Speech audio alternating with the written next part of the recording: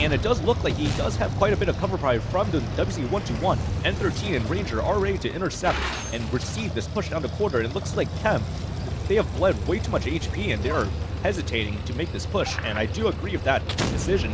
This lane is not really pushable because Group is in the position that he is, as well as Dizzy. So, if you're Chem, you gotta try to work your magic somewhere else, and I think the only way for Chem to really play out of this situation is to try to play for the middle somehow. Try to get Steven, who is already clipped out, kind of lead him, get him out of that position, and then potentially try to play into the B-cap with the IS-4. But it looks like Oblivion, they're already rotating their WZ121, kind of anticipating maybe that play. And it looks like Oblivion, they just kind of have Chem on lockdown. It looks like Chem are now going for the play towards the middle, but it's a bit too little, too late. A lot of their tanks who are bled are leading this counter push back into the middle, and that's not really the correct move to do. You need maybe your IS-4, your Kron to try to, or not IS-4, your IS-4, and maybe the Kron to try to go and put pressure on the mid to try to make some counterplay, but it's not really working out, and there was a bit of counterplay with Shade dying in, I believe, the middle, potentially.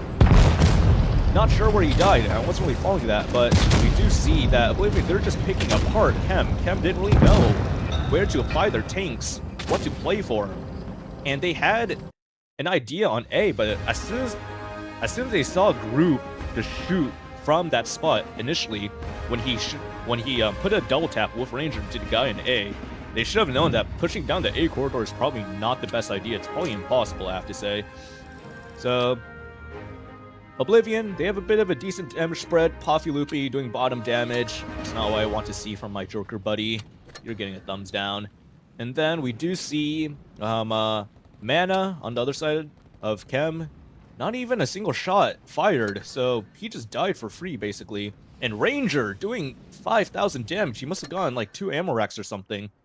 So, well played from Oblivion there. They locked down Chem, and Chem, I feel like they should have just committed to a form of play. Either try to push the middle, or try to do some weird, like, split play where they try to create chaos through the middle of town, and then push the middle. Just to keep the guys who are pre-aiming like the middle of like the town entrance, like make them dump their clips while also leading a counter push towards the middle. That way you split the clips of the tanks that are in the middle, and then you should be able to, in theory, win that brawl. So, decent first game for Oblivion, and I do want to pull up the YouTube channel on my phone. Fortunately, I don't have infinite monitors. Wait, I just realized I am not live yet. Oh my goodness. Hold on. Oh my goodness. So, unfortunately in OBS, I think I went live, or sorry, I started my broadcast, but I didn't hit go live. So I've just been talking to myself the entire time of this first game, which I was able to make. So, that's a little bit unfortunate.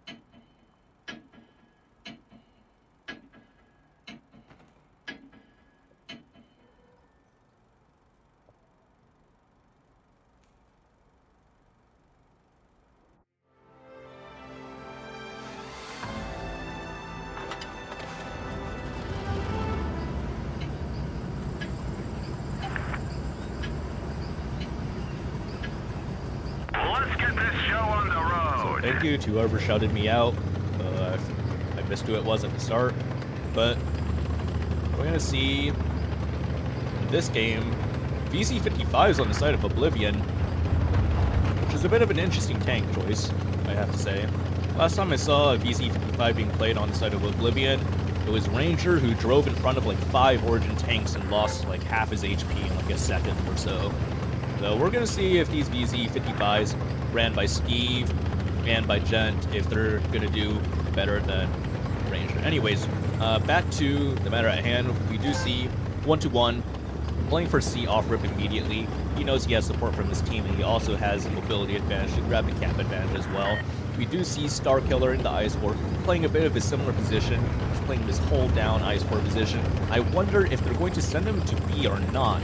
And we do actually see Group doing a bit of the exact same play that he made last game, where he's playing to potentially try to shoot the guy leaving A, but it looks like Moho, if he is bit cognizant, has good game sense, he should realize that Group and Ranger are doing the exact same play from the last game where they shot the guy who was capping A, got 3 bleeds into him. And it does look like, well, genuinely, I'm not sure how to pronounce this guy's name. It's Control F2, right? Yeah, this guy ate a couple shots in the Type 5 at the balcony. I think put 1 shot from Steve and Gent, so we'll play shots from those guys. And we do see Mana is actually bleeding quite a lot. I'm not sure how he got hit. And it looks like Poffy did have an angle, and what probably happened was maybe Ranger put in a shot as Mana was trying to cross, and it looks like the Chem tanks are committing to the push down the A lane. I don't agree with this play at all, because one, they're really pushing into nothing. Only Group is going to be in danger of getting shot, but look at all this crossfire that Oblivion would have if these Chem tanks commit to the push. Shade is going to eat so much damage if he commits to this, and it doesn't look like they want to commit to it because they know that they're going to get shot like crazy.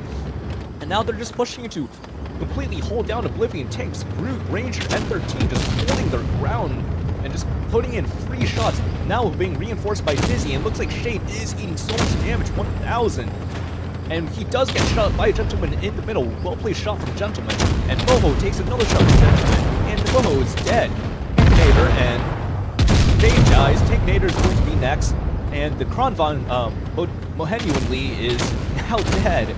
So, they just played very aggressive into the A lane, and they're just pushing into absolutely nothing, I have to say, other than just a hold-down setup from Oblivion. That was not the correct play to do. And we just see Chem just completely fall apart. Oblivion just picking them apart. 10,000 HP up.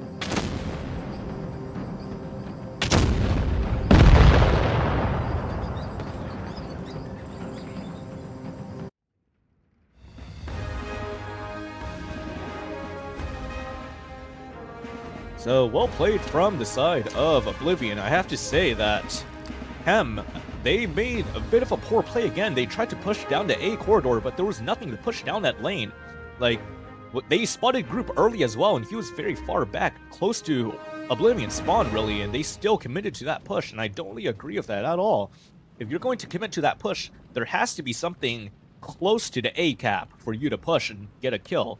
So, I think Shade just playing a bit too aggressive this game, and I'm glad that they did commit to a play, but they were just way too aggressive with it. They needed to just slow down, stop the bleeding in the middle, and just play for, like, play for info.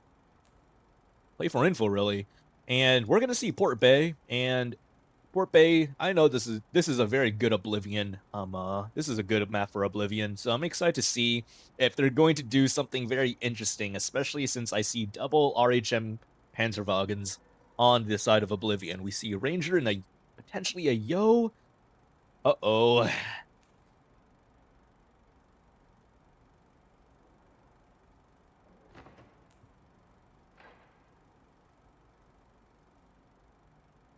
So, if Ranger raises up in a Yo, I'm a bit worried for Oblivion's chances, but we'll see if he's effective or not.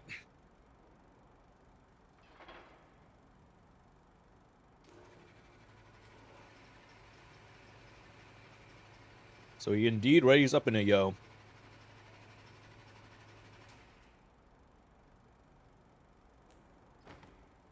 Alright. And unfortunately, we see Group in the middle. Just a bit sad.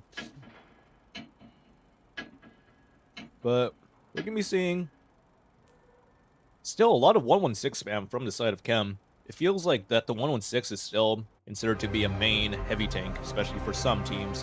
While on the Oblivion side, I mean, Oblivion is known to play very diverse lineups, very kind of off-meta lineups, so I'm interested to see if Oblivion is going to do something that I think that they're going to be doing. I'm not going to say it out just yet, because it is a bit of an interesting strat. Okay, never mind. They're not doing what I thought they were going to do. So they're just going to be playing a bit normal, just fast, double lights into the C corner, and they're going to get there faster than the one-to-ones. But in terms of brawling in the corner, these one-to-ones are going to be far superior than the RHMs. And I wonder, so it does look like the one-to-ones do get out-traded on the way into the corner. You know, we see Steve and Dizzy, they are already here. Oh my god, he just got completely clipped out. So, great shove from the side of Oblivion, where they just completely nuke one of the 1-2-1s, just trying to drive into the corner. Genuinely just got completely deleted, so does the other 1-2-1. And now we're gonna see the Oblivion tanks are going to reload their clips, and they're just going to go for quick kills on the heavies who overextended themselves. And this is just GG for the side of Chem. Oblivion just completely dominant in this very first set. So getting two very, very quick kills on 1-2-1s, and now they're just going to completely pick apart these heavies with the two light tanks farming in the corner. So I wish I had a bit of a better angle. I wish I was like expecting, you know, where Ranger was like aiming at, you know? Because he did get, I believe, a kill shot on one of the 1-2-1s. May have been the first or maybe the second, I don't remember, but this is going to be a 1 minute and potentially 30-second game for the side of Oblivion. Oh my goodness. What a way to start the night. That was a 1 minute and 40-second game. Oh my goodness. Well played to you guys. That was a crazy, crazy shootout that they had. So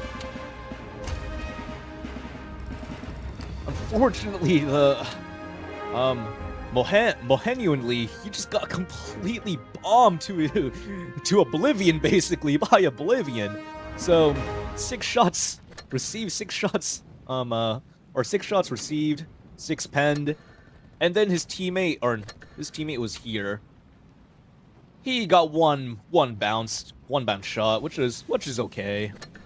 And then on the side of Oblivion, much more of a traditional damage spread. Well played to Dizzy. You did good job.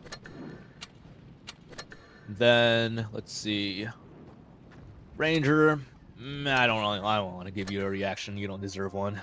Anyways, interesting first set of games by Oblivion. In terms of running through the strat sketch, I think my stream was not live during the middle of the first game, so I don't think it showed at all. Anyways, let me just get caught up on the YouTube chat. Hello Tanky, hello Catalyst, your captain is speaking. I am not a captain. Shine, that's Groot, my favorite Origin captain. I was never in Origin, and I was never an Origin captain. But I was an Oblivion captain at some point, so maybe you're referring to that. Draconic 07 Auto, 07 Draconic. Whiskey Tango, hello sir, hello to you Whiskey. And 34.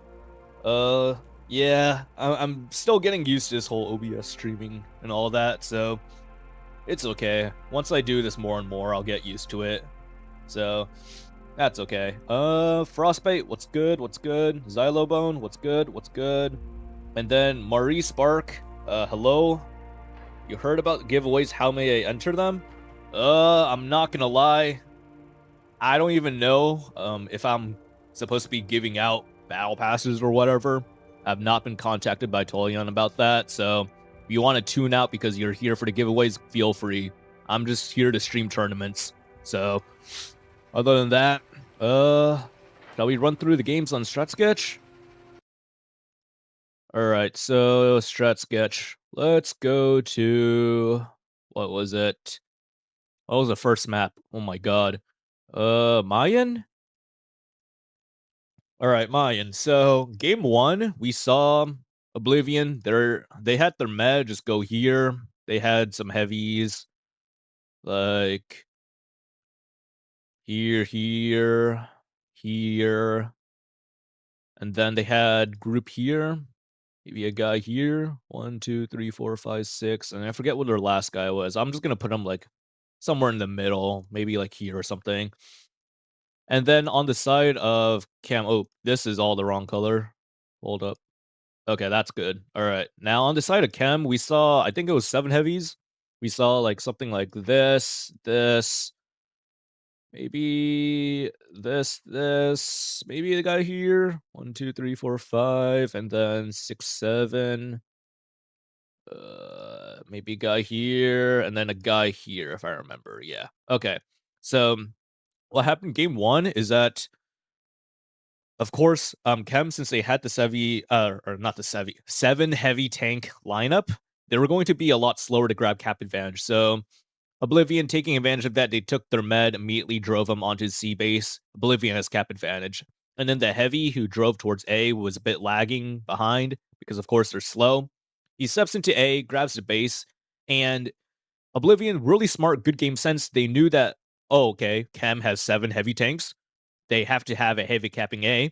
There's no way for a heavy tank to cross back unspotted. So let's set up a bit of a shootout. And that's exactly what happened. As soon as the heavy tank on A, I think it was, what was his name? I don't remember, but he basically tried to run out and then he got immediately double tapped by Oblivion. It was Group and Ranger putting in double tungsten shots into this guy, and he just got completely like nuked out of existence.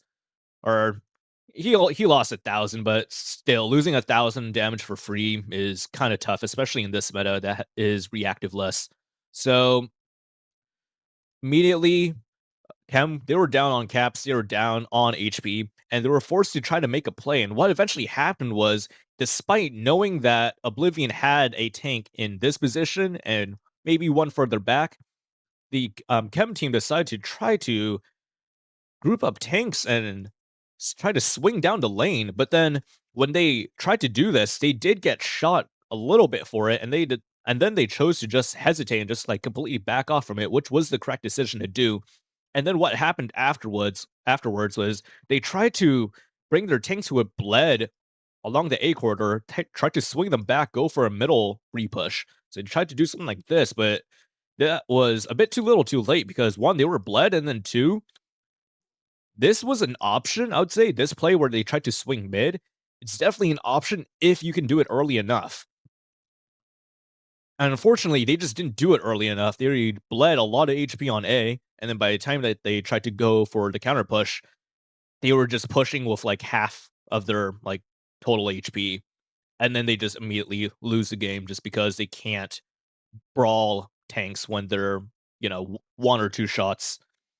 So anyways, what else happened? Oh yeah, when they tried to make a bit of counterplay into the middle, fortunately, that was a bit too little, too late. The best idea for Chem in this circumstance is to try to send their Ice 4 into the B cap, and maybe these tanks here would try to potentially suppress by like moving down, in which case you try to peek through the middle. Or what you could potentially do is you could try to send a lot of tanks to just go to the enemy balcony and just try to pinch out these tanks here while also sending your tank into B and then potentially sending, a bit of pressure towards the middle. It's a bit of a risky play, but against a setup like Oblivion's, where they just have control of a lot of the map, you have to try to create chaos and try to take away guns from, say, important fights. So if you're able to create an isolation and try to create some kills out of the chaos, that is how you break very strong holds like what Oblivion was doing. So that was kind of game one. And then game two, I'm just going to flip the colors real quick.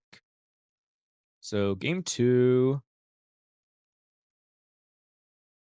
was a bit sloppier, I'd say, especially on the side of Chem, just because they just made a very poor push, in my opinion.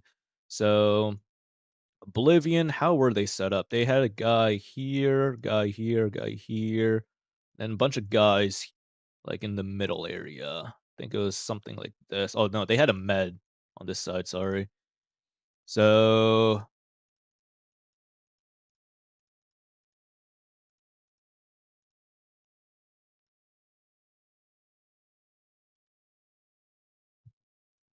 um where was the last heavy on the side of Chem? Because I had something like this, I believe. So what happened was Chem just decided to swing down the A corridor despite having spotted group very early on. Very, very early on. And I would say swinging down the A corridor isn't necessarily a bad play. It's just that you're pushing immediately into nothing because you don't have kills anywhere in this region. You don't have kills in this region. You don't even have kills, say, like here. Group was playing so far back in spawn, and Chem decided to just shoot down the lane and just try to go for the push. And they just got completely bombed for it because one, they're driving across such a long distance, and then two, by the time they get to here, they realize that Oblivion has a nasty crossfire setup like this, and like this. So as soon as they even commit to the push in order to put, not put shots into a hold down heavy, try to create an easier shot for yourself, they're getting completely bombed by these three tanks who were just sitting in the middle right here. And this was just a complete disaster class, I have to say, for Chem. They just pushed into an Oblivion like setup and just got bombed for it. And then the last game, what was the last game, last map?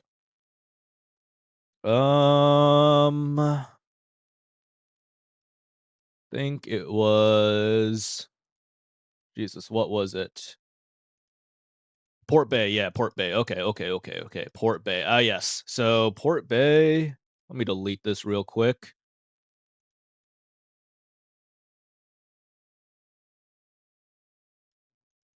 So Port Bay, I think what happened, yeah. So what happened was Oblivion sent double lights into the corner, and then on the side of Chem, they had one-to-one Bs countering the lights, sending them into the corner. And in a 2v2 corner brawl, these one-to-one Bs will absolutely steamroll these two LTs.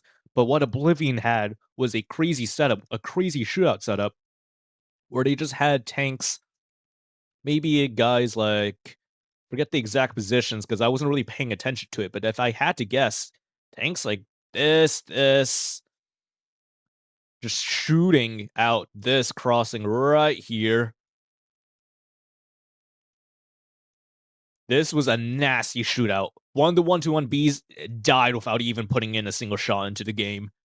The other one, he did get nuked down to half HP, but that was because his other teammate ate all the shots. So his other teammate was able to survive just for a little bit longer, only put in two more shots and then died. And then that was basically it because by the time that the chem tanks tried to reinforce their dead meds, it was already way too late. So they had, I think their setup was something like this, something like that. So um think that's I think that's how they distribute their tanks. But otherwise, like Oblivion, after just getting this immediate shootout here, they just won the game because one, they had a 7v5 two tank advantage, they had corner advantage, and they had all their heavies were full HP, reloaded their clips, and were ready to just bomb the three moon or not moon, three chem tanks that were here. So I have to say, well played to Oblivion. Let me bring back my Blitz game, and let's see if I want to play pubs or not. What's up, work ethic? Thanks for showing up and modding. Hello, Kujis. All right, let's see what we're dealing with here. Hmm.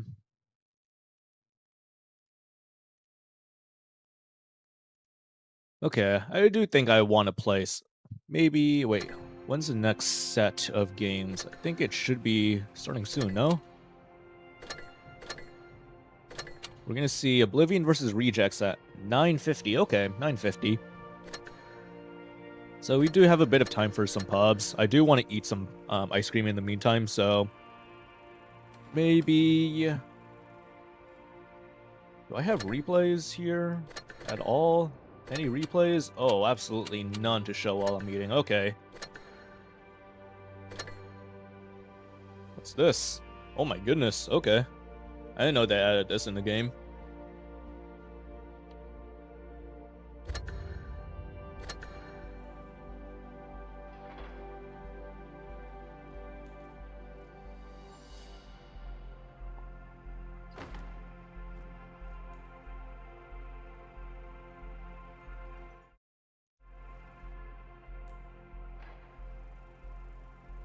All right. Let me pull up my game on iPad real quick. It'll be a bit harder for me to eat while playing on iPad, but I play a lot better on mobile than I do on PC, so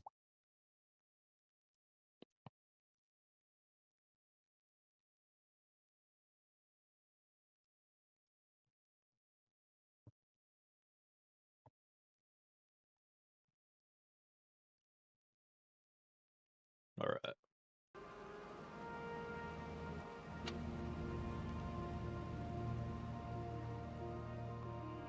All right. What shall I play?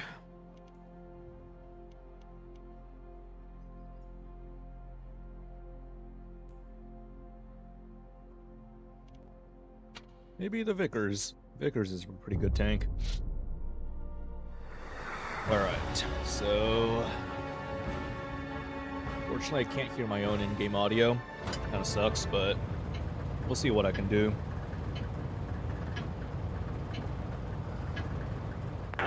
Spare, they have a lot of meds and lights. So I'm gonna try to contest a corner, and I hope my team is going to support, because usually what happens is people love to camp on 4 Despair, especially on this server. That I don't really get, but... And that guy just got bombed. Very cool. That is a little bit unfortunate, but... Okay, I'm just getting boxed here.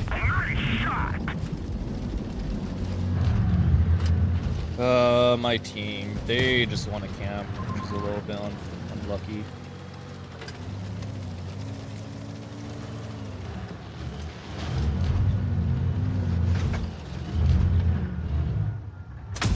Okay, this is gonna be a bit of a long game. If I can somehow escape, it would be really cool, but...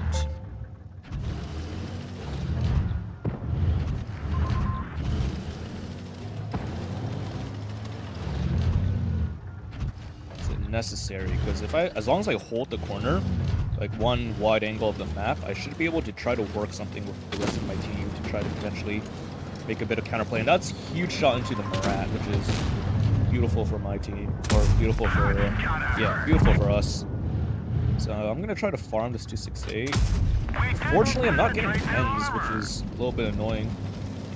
So I'm gonna try to move a little bit further into the corner of the map to get a bit of a better angle. I know that they have a light tank sitting in this bush ahead of me. So I do want to be a little bit careful, because those guys could probably swing me to get away with it. Okay, nah, I need to play aggressive here. Should be able to kill this guy soon. The turret ring is damaged. We can barely turn it. Of course I get trolled, because why wouldn't I?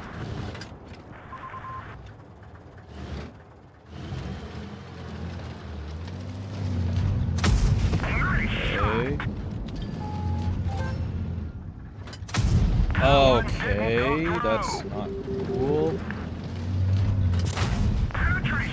Okay, I think the 121 Alpha got buffed, because I don't remember that tank doing this much damage. Okay, there's a couple shots that I was getting scammed out of. Looks like the 268 wants to try to reinforce them, so I don't really want to play into that. So I'm going to try to back off a bit.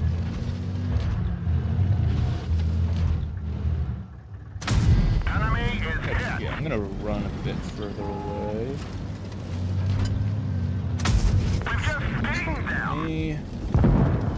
And that E3 is just gonna go for me. And the rest of my team is on the other side of the map, which isn't great, all things considered. I kinda have to just wait here, try to... I need to kill this one. And I died. I'm lucky. A little bit unfortunate game, but also, I don't know why my team did a rotation towards town. I feel like if we just played for A corner, we would have been fine, but oh well, whatever.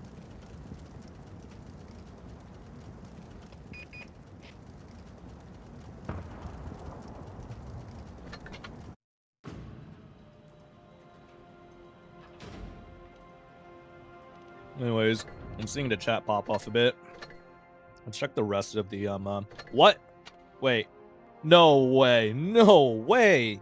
So, Autis basically beat Origin, And I'm surprised about this because just looking at the roster, I feel like Origin's roster is like a lot better than Autis's roster. Yeah, we're gonna see Origin versus is this 7 Rats? Origin versus who are they facing? Yeah, Origin versus 7 Rats. So 7 Rats lost to who is this team? 7 Rats lost to GG, which is odd. Who's in GG? Okay, wait, this kind of makes sense. Okay. Okay, that kind of makes sense. I guess the only upset was Autis beating Origin. Well, what's my sense? That's a good question. Ah, that's crazy. So my sense got reset. If I remember my sense settings, I know my joystick was like crazy high. I want to say 138, and maybe 110 for sense. I know I play with really high sense. Okay, so I know that the controls got reset. I had to like fix all that like a while ago, and then my joystick and camera sense got reset. I'm gonna try to look for what these were. I hope I had a screenshot of it.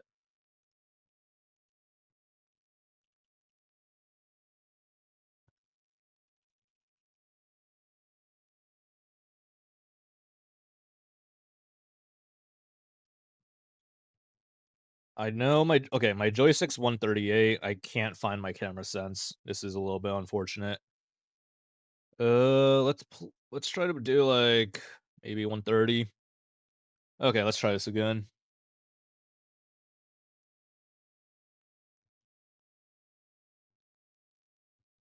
Okay, let's pull this back on. Okay.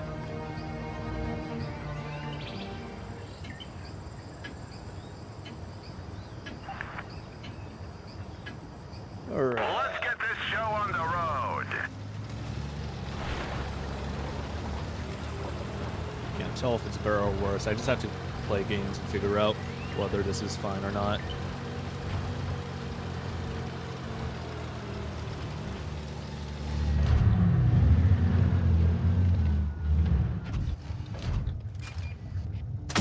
Nice shot. Feels okay. Yeah, it feels okay, I guess. Can't really tell if it's a substantial improvement or not.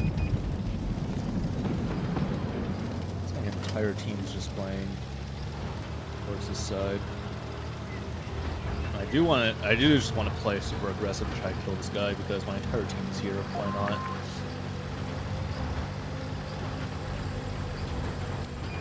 Attack, attack, attack.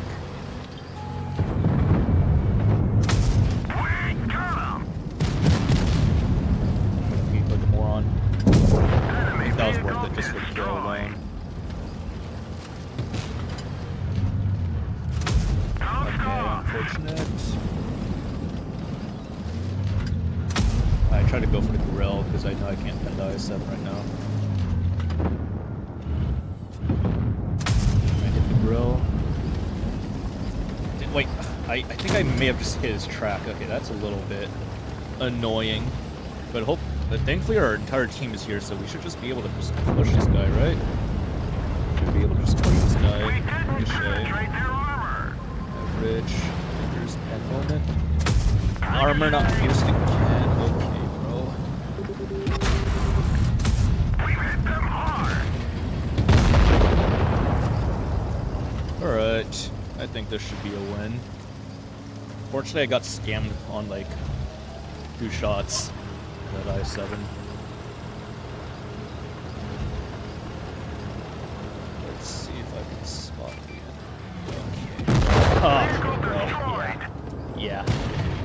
Ah, I love Blitz. I love Blitz. Okay, I'm gonna play not a fucking light tank. Let me play something else. Let me play E5. E5 is good right now.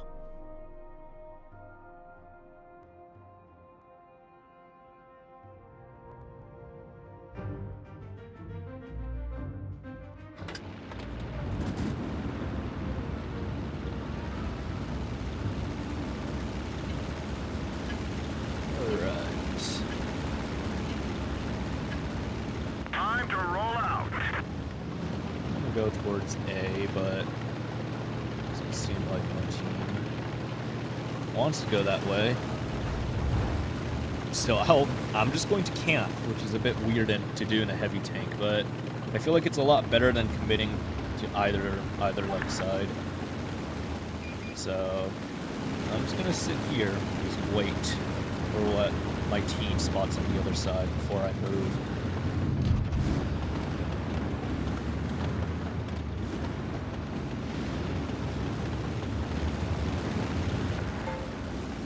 Cap and C right now. It's cool. Okay, one heavy crossing over there. Part of me wants to peek this. Enemy armor is damaged. Shot. If he stays there, we kill him. Yeah, nice. Huge. Okay. Should be okay in this game. Part of me wants to wait. This guy's going to make a mistake. Yep. If he drops, he's spawned. Yeah. Okay.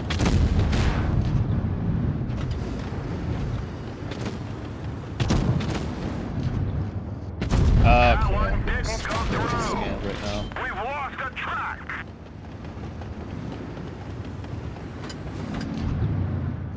I'm not sure where that is going. That one underneath me, which is weird. I feel like that should not go underneath. Especially since... Okay. I missed that kill shot. That's okay. Okay. I mean...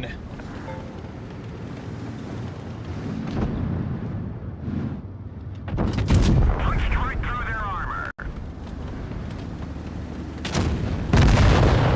A little bit unfortunate. Could have been more aware to help out my minnow, but I was busy trying to get my get back on that XM. So XM does want to just sit there. It's a little bit annoying. What? Wait, what? What? There's no way that's a bounce. There is no way that's a bounce, dude. I am washed or something, dude. What? What is going on?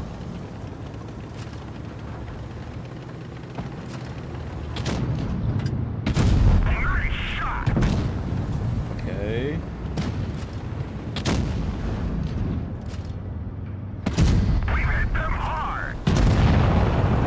Okay, whatever. That was a bit of a scuffed game.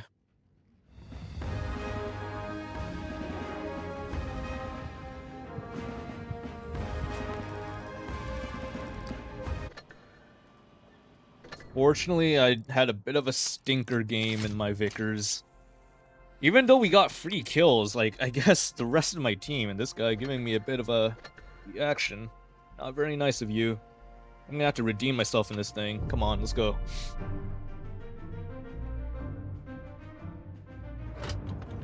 And Kami, if you're watching my stream, I am not tuning with you. I gotta get my get back in my Vickers. Maybe after the next set I watch, I can tune with you. So got Faust. I'm gonna play a bit aggressive into the A corner. I hope my teammate goes with me, because otherwise it'd be a little bit annoying having to try to run away.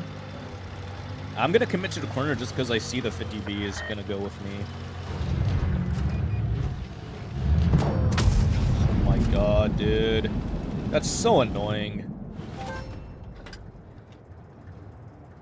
Like, I'm gonna make him waste his adrenaline. Like, you're not getting another shot on me. And this 50B doesn't even want to commit, and neither this... Dude, this is so annoying to play, dude.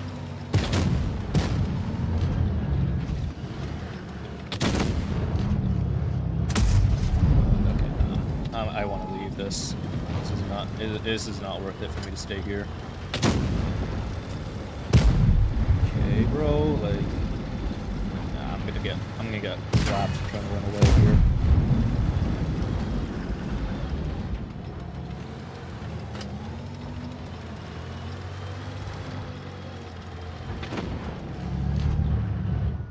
Part of me me wants to ping this guy. Of course. Fuel tank hit. Okay. One of our trucks was hit. This is a bad path for me because of that, and I'm gonna die. Okay, never mind, I'm fine. Okay, I can't pen anything to save my life right now. Looks like the prog who make that monkey play is dead, so there's a bit of good in this world. Okay, I can't hit anything, I guess, this game. What is going on? Alright, alright, alright. Noted, bro, noted.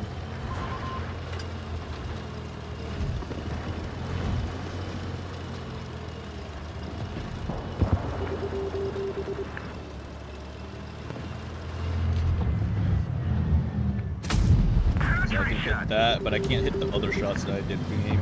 Very cool, bro. Oh.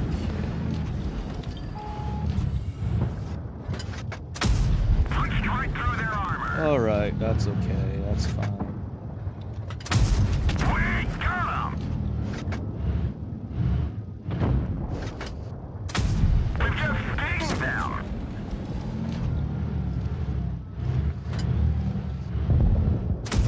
They're hit. I wonder if this E100's gonna peak or not.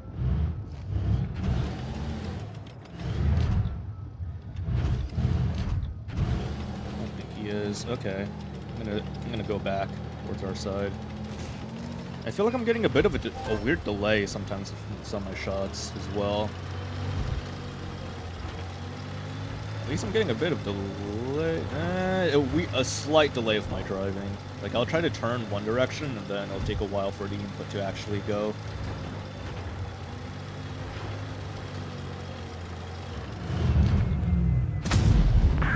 I should have shot the med.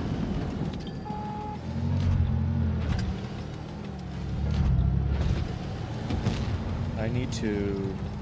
I think I need to chase out the med. But also, that 50B is dead, which is not too great for me. Yeah, I just farm out this 100. Enemy is hit.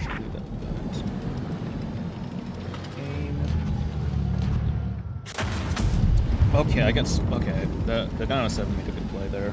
I need this VK to just get the kill on the E100 because I can't really do much here.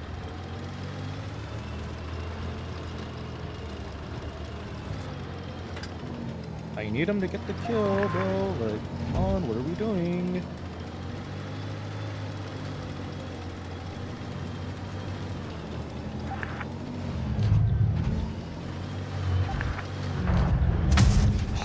Didn't go through.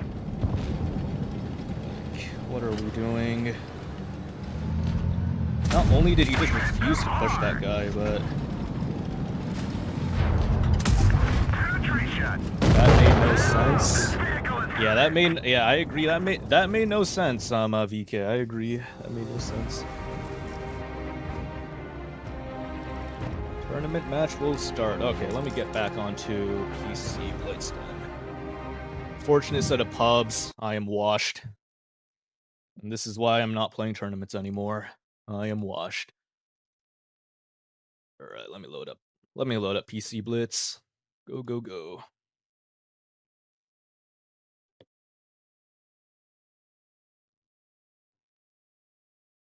Oh my god.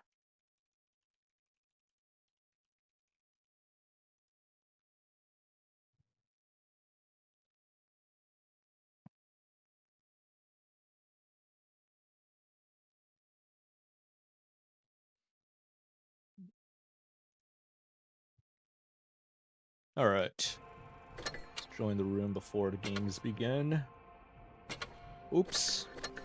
Okay. We're gonna be watching, actually, since my delay is, long enough, it should be fine, but we're gonna be watching Oblivion versus Rejects on Naval. We got a bit of a interesting lineups on both sides.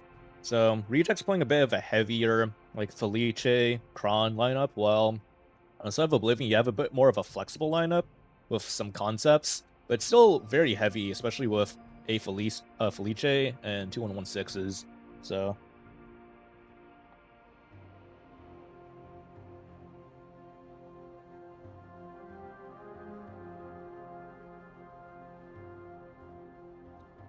We'll see what these guys can do.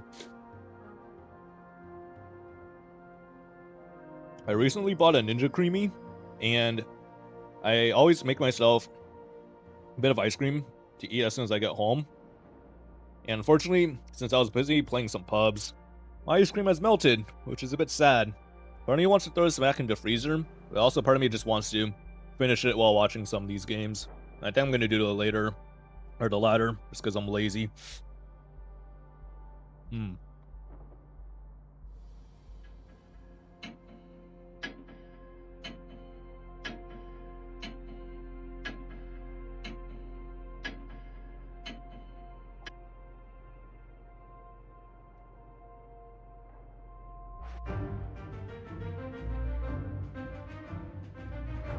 Alright. I'm going to see an RHM on the side of Oblivion versus a Q100 on the side of Rejects. I do feel like in the 1v1 between an RHM and a Q100, I do feel like Q100 wins. But RHM has, I'd say it's a bit more flexible than Q100, I'd have to say. We do see Dizzy going for the early spot into the middle bush, trying to see if there's going to be any Rejects tanks that are trying to cross. We just see Zabi go for an early crossing towards C. So they do know that Rejects is going to be playing towards the C side, which gives Oblivion a bit of priority to just go to the A base and try to grab the A cap before Rejects can grab the C base. It does look like Oblivion are able to step the A base with the double concepts, and we see on the other side Zabi grabbing C base from C base for Rejects, and we do see the Kronfang SS Sonya is eating a couple of shots, and I just try to spectate. He is getting shot quite a bit. I'm guessing he got shot by the concepts on A, and then Dizzy just putting in one more shot on into him. So well played shots from the side of Eden Steven and Ranger, who are playing onto the A base here, and we see that Dizzy typing 4 at S. I'm guessing that meant he meant to say C. And Oblivion, they are up on caps, they're up on HP. No one has bled a single shot yet on the side of Oblivion. So this is pretty good for them, I have to say. They're hold down, they're dug in, and they're ready to receive any potential play onto the A cap. So if you are Rejects, you're going to have to try to make a bit of counterplay, ideally on the C side. But unfortunately, it looks like Oblivion, they just have a bit of a dug-in setup with the 2116s up top, Akami and Raxberry, where they're just anchoring this position, and they're making Rejects hesitate to try to push the two 116s, especially with two Krons. In a scenario where it's two 116s versus two Krons, I'd argue that the tank that's holding is going to win that engagement 9 times out of 10. And slowly but surely, this HP difference, about 2,000, is going to get larger and larger for Rejects, and they're going to have to try to make a play, potentially B, and it looks like Ranger is putting in some very good shots into by dips. So Rejects just slowly and slowly bleeding more and more HP, while Oblivion, they're just weighing their options, repositioning their tanks, improving their position ever so slightly, and they're just ready for whatever kind of play that Rejects is going to throw at them. And we see that Dizzy is spying the far A lane, which is a very smart play, I have to say. But he does get shot for it, so good shot from Sad SS Sonya.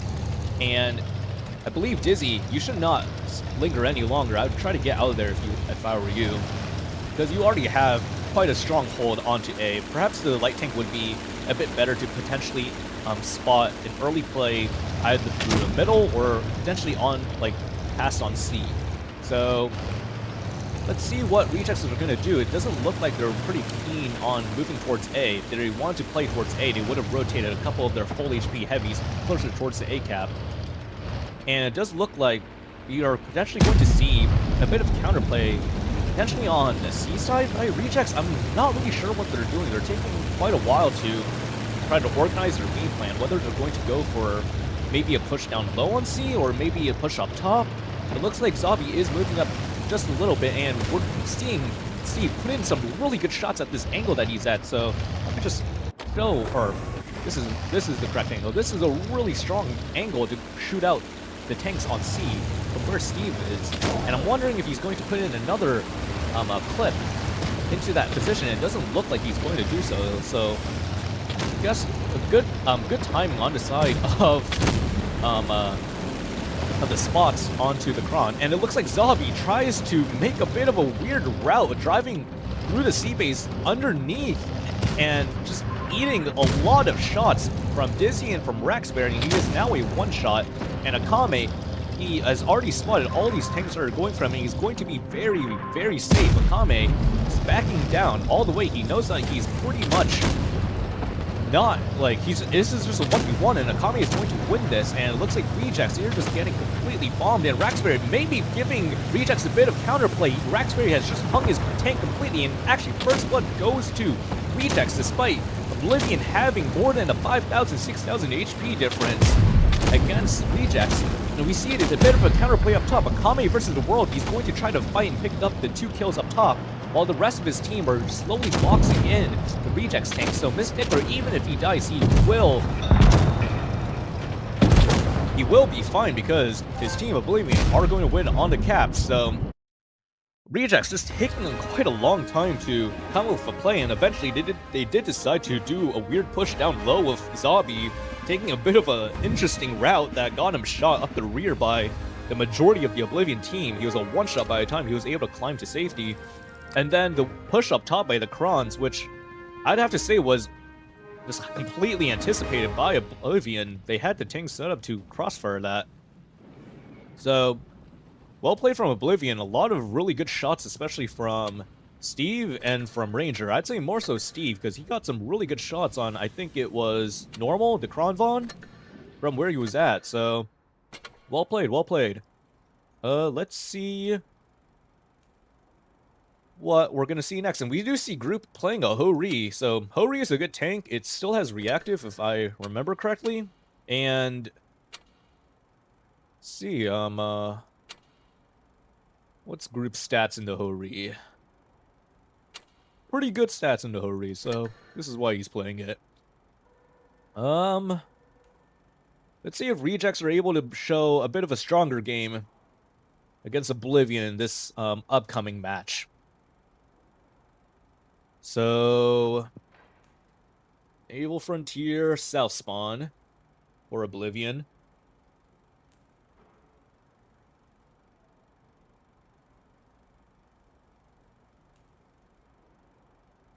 We do see a G-Storm from Zabi in Rejects. And does look like they're going to rock with him, considering there's only 19 seconds left to ready up. So this is going to be the first G-Storm of the night. I'm curious to see if this guy is going to go hold down on A, or if he's going to play some weird position, maybe towards C. Who knows? On the other side, I almost expect the Ho-Ri from Group is going to be playing the large TD hill that overlooks the A cap. So I'm almost expecting him to just drive to the position where the Felice on the side of Rejects was playing last game. So go up high. We're going to see both teams are kind of spreading out a bit. And it looks like the Ho-Ri is actually playing up on top of C, which is a bit of an interesting choice. We do see a strong arm from the side of Rejects going towards the A side, where they are sending their Concept, their G-Sword, and a Kron to try to go for A. And it does look like Akame does get spotted. He might eat a couple shots on this crossing. It looks like the Rejects tanks just barely missed him, so Akame is going to take a wide angle. He's going to have a bit of good crossfire into the Rejects tanks. And let me spectate Akame. Let's see what kind of shots he has, if he is going to go for any. Looks like he's just going to go for info right now. He does spot 3 tanks, and it looks like that the Kron on the side of Rejects is getting shot, trying to step into the A base, and he eats 2. He is going to try to back out. He doesn't want to eat anymore. He is getting shot from Dizzy on top of C. Well played shot from Dizzy on that side. And it looks like Steve with the gamer shot into the hatch of the Kron. And Normal is already bled down to 1,000 HP. He's going to have to completely hide. And if he stays here, what's going to happen is Akame can actually bleed him from the angle that I'm kind of pointing my camera towards. So Normal isn't actually fully safe here. And if Oblivion is aware of this, they're going to play for it. They're going to just get a free kill. And it doesn't look like, it does look like Rejects, though, are playing a bit aggressive. They're going to go for the isolation on Akame potentially, but he is well defended by both Steve and Raxberry. So Akame, all he has to do is just anchor and hold his position. And we do see on the other, on the low side, Mystickler and Group are potentially going to go for a bit of counterplay onto the 116 who is in B, and he's getting completely boxed by Ranger and Dizzy. Really good crossfire, playing very strong angles Oblivion are, and Ranger, despite just being on C, is able to put in almost a full clip into the guy in B, so great awareness from that guy. And now Bida Dips is in a bit of trouble, and Akame is going to get counter pushed on this side, and he is just going to buy time for his team to just wrap up the rest of the brawl on the other side of the map. So we are seeing Bida Dips is still alive for some reason. I feel like Mystickler should be just pushing him right now, but it looks like Oblivion are doing a great job at covering Akame. Akame now just dies, and it looks like Saunia is going to die to Steve, and he does. So, well played from Oblivion, just controlling the angles, controlling the pace of the game, and Bida Dips finally falls, and now we're going to see the light tank, Destined Liberty, is going to get jumped by Dizzy and Mystickler. And this is going to be a short 2-0 victory for Oblivion, so well played to these guys. They had really strong angles.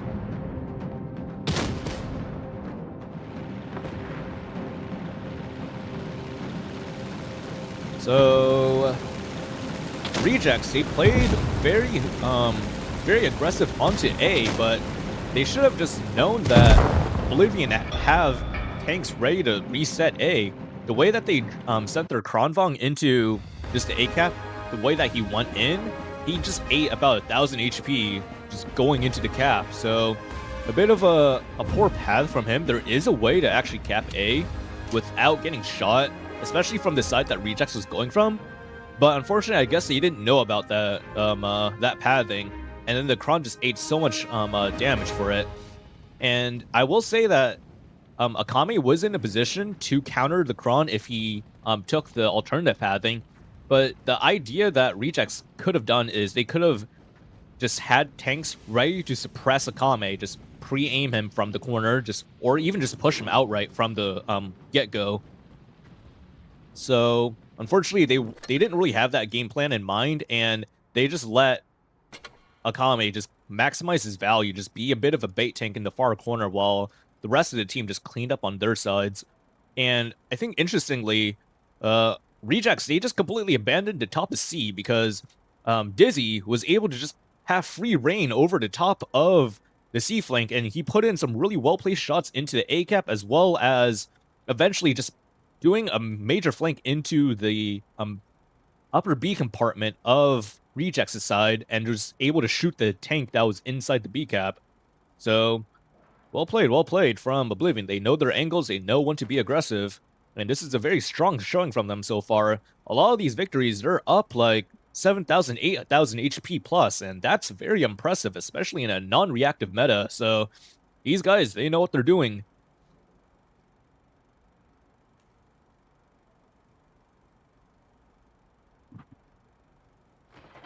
We're going to go to Game 3, which could potentially be the match point for the set. But I hope that Rejects are able to bring it back. They do have double G-Swords, which is a bit of an interesting lineup. And we're going to see if these G-Swords are going to be effective or not.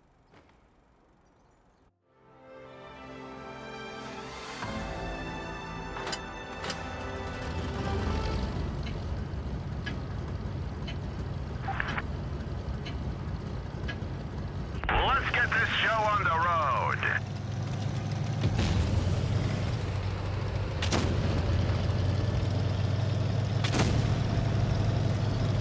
It does look like Oblivion were going for blind shots down the middle because they were anticipating a tank spawning potentially on the side, or they were trying to go for blind shots because of how the tank spawned on Goldville. And it does look like we're going to see a very quick brawl into the C corner. of Gold Bill, and it does look like Rejects they're going to be at a numerical advantage, and they're going to be arguably at a positional advantage compared to Oblivion, but whether they commit to this or not is going to be their decision. It looks like Steve is being a bit of a gamer, playing kind of the outside ledge of this E corner. He's not going to let himself get immediately pushed. He's going to back down. I've never really seen that position played before, so that's pretty cool seeing that from Steve. So we're going to see Rejects there are going to commit to the push, but it looks like Oblivion, they're looking at the mini-map, they've already wrapped around the Rejects position. They've completely boxed Rejects into this corner of the map, and it looks like Oblivion are actually going to be up in this draw despite being at the severe numerical disadvantage at the start of it.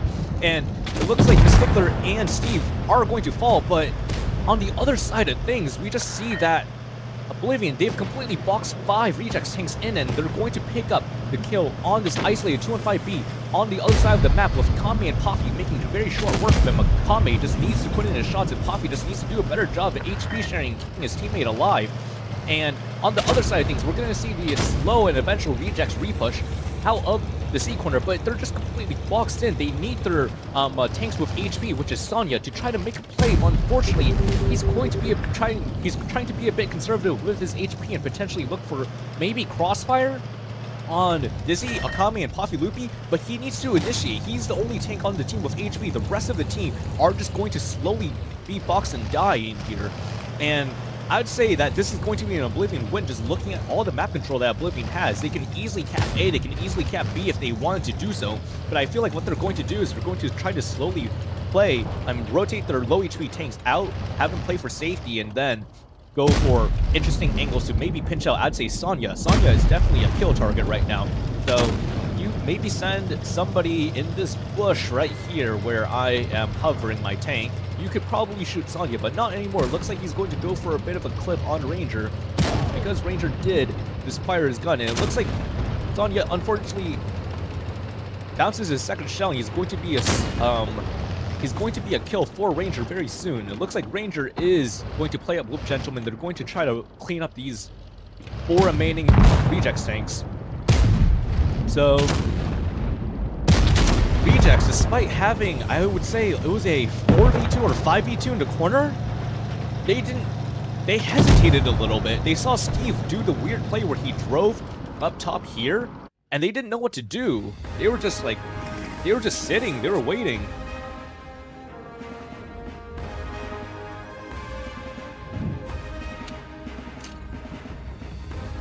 And Dustin Liberty into T100, 0 damage. Very unfortunate from him. The light tank was just completely ineffective.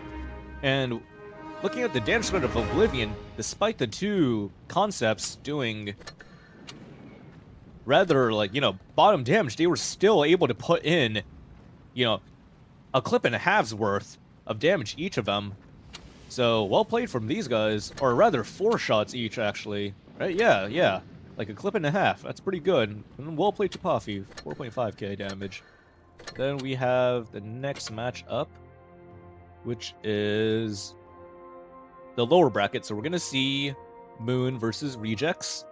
And we're going to be on Molen. So, Molen, some people aren't really a fan of this map. And then okay, game audio is loud, and then okay, got you. Okay, I think it should be better now, maybe.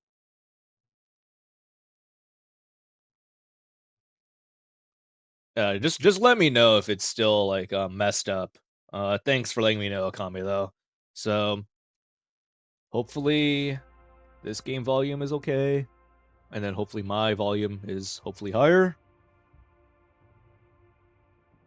Okay. But anyways, back to what I was saying about Molen. I think Molen, I like the map in comp. I like the map because it's large and there's a lot of options that you can do, especially in terms of rotations. I feel like what makes Molen a really good map is just the opportunities you have, especially with the setups that you can do, as well as some of the pushes that you can do. Oh my god, my ice cream is just cream now. It is completely melted. This is unfortunate, guys. There's still a big chunk that's still a bit frozen. It's a bit creamy, but There's like a goop of just melted ice cream. This is a bit sad.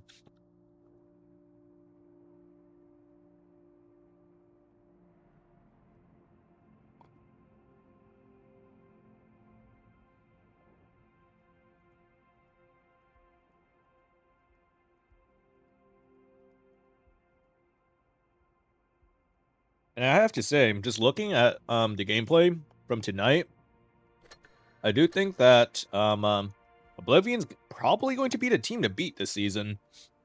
They are looking pretty solid, despite it being very early on in the season. So, I haven't really noticed any particular misplays or mistakes on the side of Oblivion. I think they're playing pretty solid, and I've mainly noticed just other teams facing them make mistakes. So maybe if they're playing like a good team, like maybe Origin or Apex, we could see where Oblivion might fall short of. But until we do see those matches, I do think Oblivion is going to be the team to beat this season.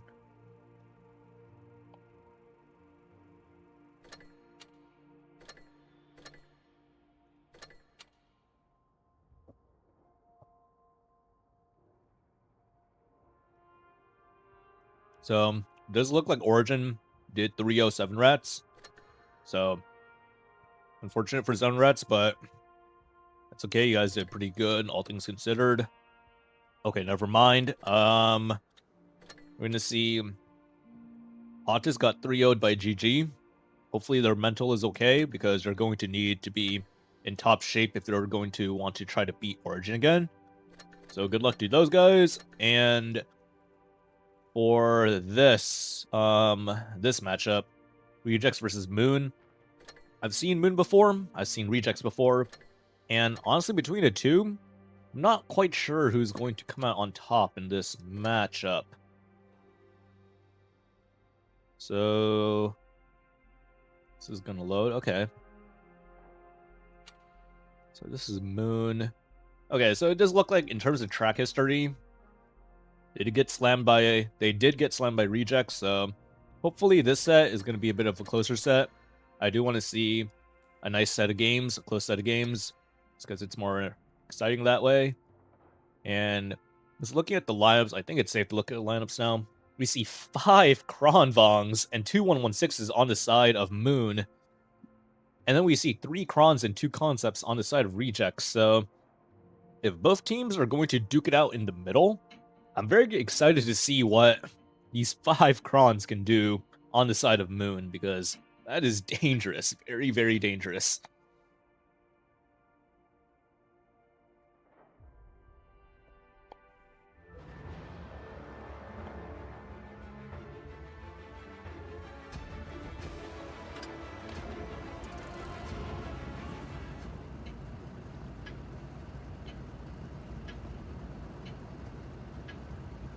Let's get this show on the road.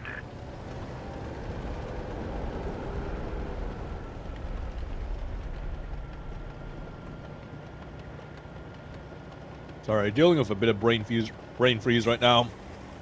Ugh, my head is very cold. Okay, anyways, we're gonna see Moon Krons. 2 of them do want to go towards the mid, and I was really anticipating all 5 of them would just go to the middle, but it doesn't look like that's gonna be the case, and we do see the RHM on the side of Rejects is gonna go for an early cap advantage, which is very important in, especially on Mullen, because of how large the map is, getting cap advantage and just anchoring your position oftentimes will just win you the game. And we're gonna see one in the Kronvong just kind of anchoring the TD position, and we do see Kintz getting a very early shot on Bida Dips. Well-placed shot from him, and he does get another well-placed shot into Destined Liberty. So Kintz is doing pretty good in terms of the trading, all things considered. And we do see that Rejects are, I would say, playing a bit into the Moon setup in terms of that they're just getting outspotted, kind of outbled right now, despite going up on cap advantage. And one does put a really well-placed shot into iLoki. So Moon are doing very well in terms of placing their shots and just bleeding out the Rejects team. And we do see the Rejects light tank is doing a solo rotation, trying to get a bit more info back towards the reject spawn, but he's not really going to be playing into anything. And I would have to say that if you are Moon, a potential play that you could make is go for an early isolation on Destined Liberty. Just because he's in this kind of an open position, I would argue, and despite all the rejects tanks being on A, they would have to overextend like crazy to cover him if, say, Moon did a river play to try to go for the kill on Destined Liberty. But unfortunately, I don't really think Moon sees that opportunity. One, they don't really have too much info because they're playing 7 heavies, so they can't really, say, like, spot deep into reject spawn or spot past their own spawn, per se. But we do see a bit of a rotation on the side of Moon, so they're going to be playing into rejects, which I don't think this is a good play, necessarily, because they're going to be... They need to buy a bit of time, just like, wait, get a bit of info. Okay, now they should hesitate. As soon as they spotted all these reject tanks, they should hesitate, and now these Moon tanks are going to go for the play on Destined Liberty, which is a really good play, but the pathing is really bad because it means that they're going to be in crossfire of all the reject tanks on the A side. It does look like Destined Liberty is going to fall, but they're going to trade 1 for 1. Remeds is going to die very shortly. It looks like that the Moon tanks who tried to make a repush on from their spawn are getting shot up quite a bit. And if Moon are able to just capitalize and try to go for the kill on Loki, this could be potentially, like, workable, but Teletubby needs to just put his entire clip in. Just try to make sure that he does as much damage as he can before he dies. And it does look like this is going to be a game for Moon, as long as they are able to just keep their tanks alive and reload their clips and eventually get the kills. And it looks like Tonyflow is doing his best to try to farm out the main brawl. So he is putting some very effective shots into Nemo, and Nemo might die, but he is going to be able to put in his clip before he goes down, and Tonyflow is probably going to try to pick him up, but he's actually going to be playing for caps, which is a bit of an interesting play, especially with the amount of points that Rejects has right now. And Moon, they are in the ascendancy. They are up 1 tank in terms of the tank advantage, and they are going to be very down on caps, especially with the light tank who's just kind of running around grabbing bases. If the light tank is able to grab the kill on Nemo, this could be potentially a cap win for Rejects, but he needs to act very quickly because these 3 heavy tanks, Carry, Kins, and Kings, are going to make very quick work of Tanky Boy. And it looks like that the light tank is stopping the C base. He is going to go for the triple cap run, and it looks like I don't think Moon is going to be, like, quick enough to stop the bases in time, actually, unless something weird happens. Actually, never mind. I take my words back because Nemo is very close to A base and Carry is right next to B, so all they had to do is just stop the bases while also sending Kins towards the C base. And if you are Tony, I would actually try to hang around the C base to try to ambush maybe the 1 tank who's going to try to stop C. And it looks like Carry is going to go for the C base, which is a smart play because Keems, you know, he's healthy enough to grab B, and Carry's going to be basically full HP, so he should be just driving towards the C base, and he needs to drive towards C, and it looks like Tonyflow is going to try to block him, which is a heads-up play. If Tonyflow blocks him long enough, they are going to win on cap, and they are able to win the game. So Rejects, well played, especially from Tonyflow. This guy won the game for the team, basically. He was able to just finesse Moon with the caps. I do think that was 100% the correct play. Just instead of going for the kills in the main brawl, playing for the caps was 100% the correct play, and he definitely made the most out of it. I do think there was potential, actually, for Moon to still win the game, and it was the bit of the microplay where Carry went past the B base to try to stop C, while Keems, capped B. But there was another tank who was going towards the C cap from the Moon spawn side, and I think it was Kins, right? So Kins, he should have kept driving. Instead, he turned around for some reason, maybe anticipating that the RHM was going to ambush him. But I think he should have just, like, played with balls. He has a clip. The light tank can only shoot you, once every 5 or so seconds. So I do think there, if Kins was 1 a bit faster towards C, and if 2, they sent heavies into C from 2 different directions, such that the light tank can't block the entrance into C, Moon would have won that game. And I will say they did win the brawl, they just lost caps. So in terms of the bleeding from the side of Rejects, Moon did a good job at placing the shots, playing for the angles. But when it came time for cap management, they did fall quite a bit short. I do think if maybe they were a bit faster, especially on the brawl of A and trying to coordinate maybe one guy who's low HP to grab bases instead of looking for shots in the brawl, it could have been a lot cleaner. But I digress. I'd say well played from both sides. So Moon, great job with the brawling and also the putting in the bleeding shots, and then Rejects, good.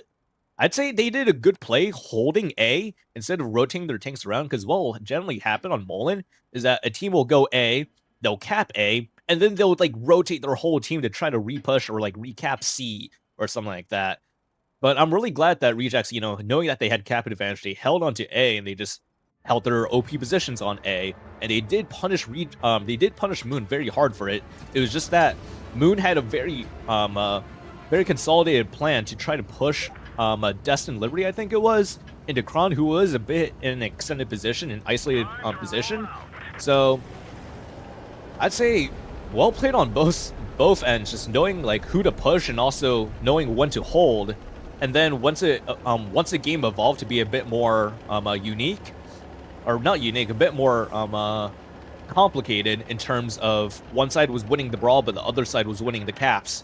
I think both sides like did the best that they could in their respective scenarios. It was just the minor misplay on the side of Moon, where they sent Kint backwards instead of just having him drive forwards and just go for another angle onto C.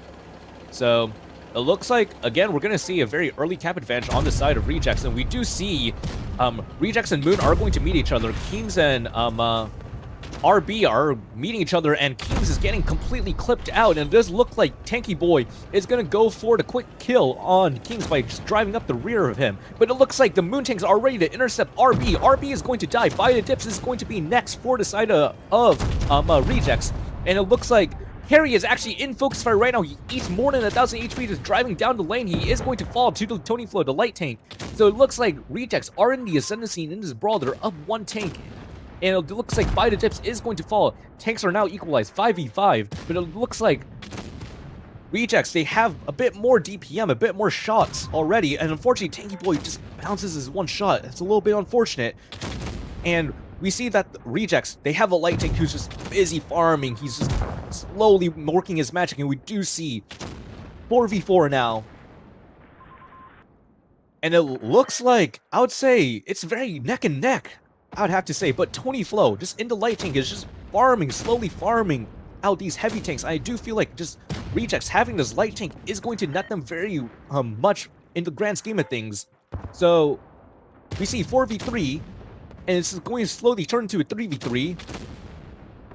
Loki is going to fall on the other side, on this side, I mean, and Tony Flow is going to be pushed by Kron, but he is kiting effectively one tank out of the fight, and this means that Rejects has a 2v1 advantage on the other side with Destined Liberty versus Nemo, as well as Sonya. And it looks like Sonya is going to try to play safe, try to conserve a bit of HP, and wait for the Kron 1 to try to push him, while his teammate Destined Liberty gets the kill, while Tony Flow on the other side is just doing a really good job at just finessing the one Kronvong. The Kronvong knows that he cannot win the 1v1, and 1 just gets set on fire, I believe it was. Very unfortunate, but he was able to pick up the kill on, I think it was Sonya, but Destined Liberty, he's so healthy. All he has to do is just reload his shells and just push, and 1 is dead. And on the other side, Tony Flow, all he has to do is work his light tank magic, play for angles, play for vision, and he is going to win that that brawl on his other side. And it does look like Destined Liberty pushing him with his HP, putting it to good use, picks up the kill, and now it is a 2v1. Moon is going to unfortunately lose this game unless R1 is able to get a masterclass. Unfortunately, he does not. Destined Liberty with the well-placed shot.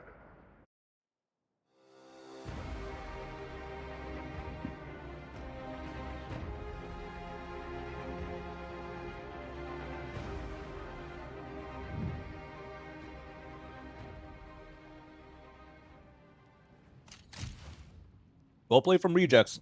But I have to say, it was a bit of a neck-and-neck brawl in the grand scheme of things, but I think what happened in that brawl, the key defining moment, was when the Moon tanks went in to do their counter push. So they went they had tanks drive through the mid lane of town, and instead of just trying to chase out the light tank per se, or just try to like clear out their wide angle, they actually just drove down an angle of crossfire, just let themselves willingly get shot in the rear. I think it was either Carry or Keems. I think it was Carry, but he just lost so much HP. He swung left after driving through the town corridor. Instead of just killing what was in front of him, he tried to just play for, I guess, the quote-unquote main brawl, but that was not the correct maneuver, not the correct target to take.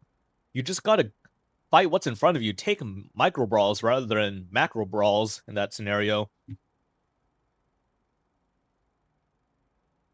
Yeah, I'm watching it back right now on my phone, and it looks like Carry just drove down the lane, lost so much HP when they could have easily just killed what was in front of them, potentially even like divert a bit, like send some tanks to maybe go down that path, but send one heavy tank to try to chase out the light tank, because the last thing you want is a light tank just farming your rears, and the light tank was, I would argue, very effective in that game.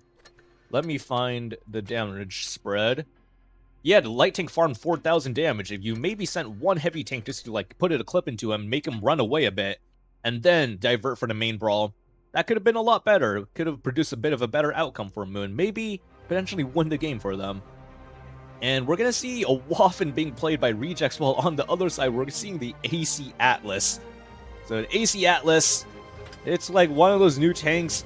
I haven't really played it that much, if not at all, but it looks kind of crazy in terms of the armor profile. So we're going to see the Moon team with double Karos are going to take their advantage towards the seaside, while on the other side of things, we're going to see a bit of a much heavier lineup in terms of pull down heavy. So many Krons, two Concepts, a 116, and Tony Flow, kind of the MVP, I'd say, of both matches from Rejects.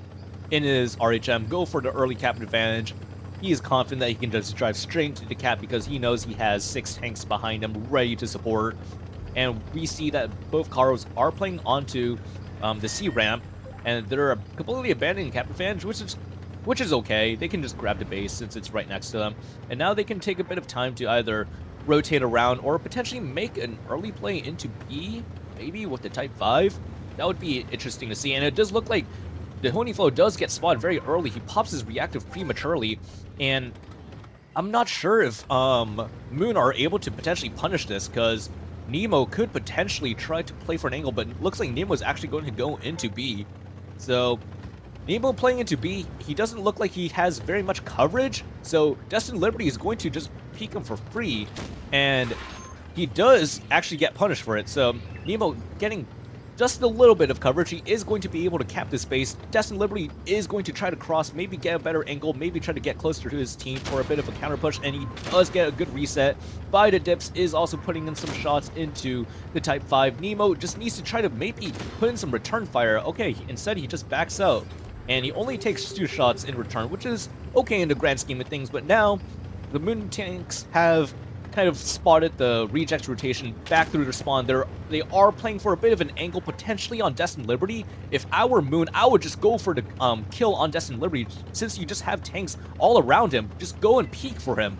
You have a Type 5, you have a Karo, just go and peek from him, and they do go for the peek on Destined Liberty. They are able to permatrack him. This is going to be a kill forward side of Moon. They are able to pick him up on, unfortunately, Teletubby is completely just selling his tank away, just completely losing so much HP, and it looks like the Waffen is going to just put a massive clip potentially into the Type 5 as he crosses. Okay, never mind, he's putting it into the Karo. He puts one massive shell into the Karo, and it looks like the Moon tanks are going to go for a bit of a push into the Reject spawn.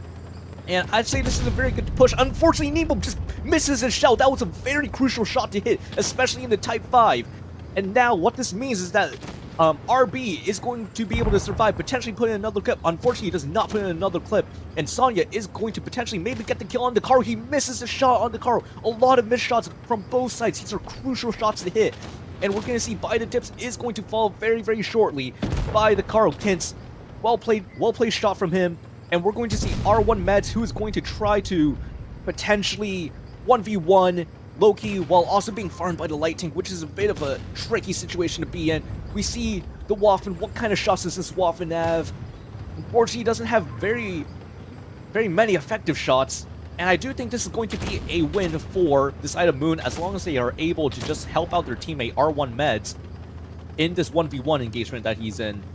And we do see Tony Flo is going to go for a bit of a counter angle onto R1 Meds. Unfortunately, or fortunately for the Moon team, Kint is ready to react to him.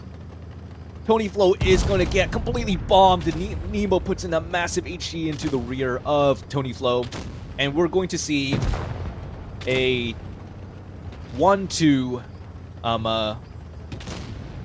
set. So Rejects are up 2, and I think it's Moon could potentially tie this game in the very next game.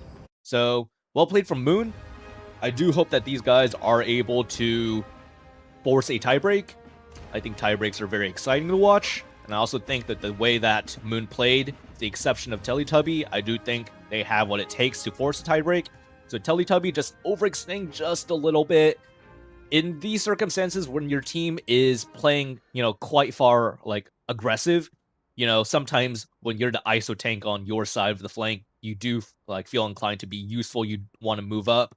But that position that you took was too far forwards. He could have played, one layer back a bit, and he would have been just as effective, if not, more effective, because he would have had more HP going into that position, I'd say.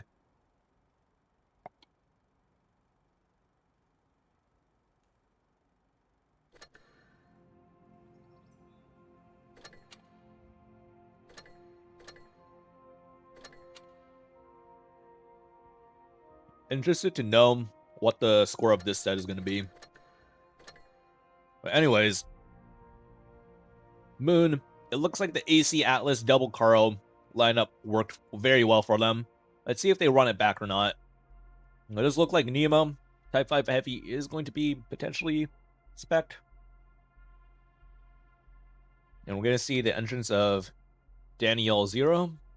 Not sure who this guy is. And we're going to see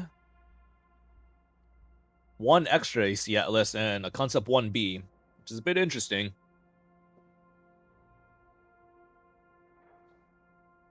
And we're still seeing a Waffen from the side of Rejects, so despite last game, I would argue last game, what lost the game for Rejects wasn't even the Waffen. So maybe they're just rocking with it because they know it wasn't the problem, so we'll see if it's as effective as it was last game, if not more effective. So let's see where the Moon tanks are gonna go. I would argue, seeing as the double Caros went towards C, they're probably gonna play for C again, and it does look like they are turning for C. While on the other side, we do see the Rejects team potentially playing towards the middle, maybe fast B, maybe the 116s. Not too sure, or maybe they're trying to play into a weird lane or something. So we're gonna see. Oh, this is interesting. This is a bit of an interesting shootout that Rejects have set up, and Destined Liberty could potentially be just completely caught out here. He is getting bombed. Destined Liberty, what is going on to you? Destined Liberty just getting completely shot out by the double concepts. Just hanging out at that perch, and it does look like the Moon tanks on the side of, or the Moon AC Atlases are going to try to wrap around the Rejects tanks, and it doesn't look like Rejects are going to be really able to support these tanks as well as they'd want. And it looks like the AC Atlases are going to go for the aggressive play onto these two Rejects tanks. They know that they're in a bit of trouble, and it looks like the concepts are going to be putting a bit of pressure onto the rear side of Loki, which is the correct play to do, but they need to commit to it. They need to go. And it looks like Rejects are getting the counter angle onto the two Moon AC Atlases, but the Moon tanks are consolidated. They have 3 tanks pushing down the lane. They are going to pick up 2 kills in quick succession. Sonya is able to escape. He is able to run away from death just for a short while. But in the meantime, Loki has just completely gone himself. Just nuked down to almost a one-shot, and I'd say this is a very good if you are Moon. The Waffen is actually putting in some very good shots. Unfortunately, gets a bit of a low roll, so the VK has to waste his shell getting the kill, and it looks like King is pushing out the light tank now. This is a good play from the Concept 1B on the side of Keem's Tactico. He is trying to chase out the Light Tank, prevent the Light Tank from potentially farming and getting potential kill shots on the on his teammates. And the VK90 just gets completely obliterated, and this is going to be a very quick win for Moon. Well played. So maybe Lagoon is just Moon's map. But I have to say, they knew exactly what they were doing. They had an incredible shootout with the double concepts just perched up over here, where they were just waiting for somebody to cross in front of them. And unfortunately, for the side of Rejects, Destined Liberty just sat in the or he just paused in the open, just got tracked, perma-tracked, and lost over 1,000 HP. And then Moon, they smelled blood in the water when they saw the two 116s at that same opposing perch, and they knew that they had to go forward to kill on them. So, pretty good, like, what do you call it? Just good game sense, like good pushing sense from the side of Moon. They smelled blood in the water. That's what I meant to say. They smelled blood in the water. They knew they had to go for the bite. So, we are going to see a tiebreak, and Canal, especially since it got reworked, North Spawn is significantly stronger than South Spawn. And just seeing that Rejects has North Spawn, I would just say that they are probably going to win just off of the spawn imbalances for Canal. So, bit unfortunate to see Canal as a tiebreak. It's cool to see Canal like as a normal map that you play, you know, one spawn each, but seeing it as a tiebreak, especially considering how unbalanced the spawns are, is a bit unfortunate. So maybe Wargaming, maybe Tolian or Wyman, if you're listening to this, try to move Canal out of the tiebreak map rotation. It's a bit imbalanced in terms of all the boosts that you can do on the North spawn. You just have far superior positional advantages that you can play for on North spawn.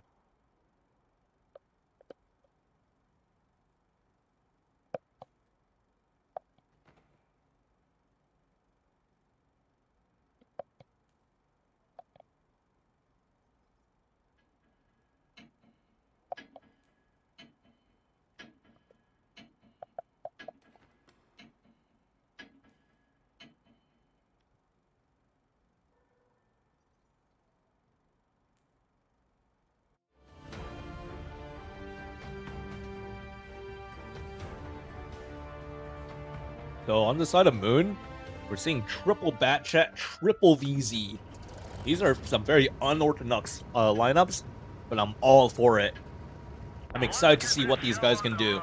And on the other side, we see two 1-2-1s, an RHM, and two concepts on the side of Rejects. And this is probably going to be a very interesting game, to say the very least.